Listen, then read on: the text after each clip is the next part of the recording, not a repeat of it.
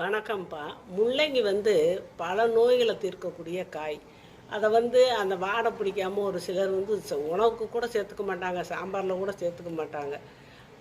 இத நம்ம கிட்னியில கிட்னி நோய் கிட்னியில ஏதாவது பிரச்சனைனா, கால், பாதம், முட்டிக்கால் இதிலெல்லாம் வீக்கம் ஏற்பட்டு போகும். அப்படியாப்பட்ட இவங்க என்ன செய்யணும்னா, இந்த முள்ளங்கி சாறு நல்லா தோலை சீவிட்டு, முள்ளங்கி சாறு ஒரு 1/2 டம்ளர் அளவு எடுத்து, மோர் கலந்து காலையில் வெறும் வயித்துல குடிக்கணும்.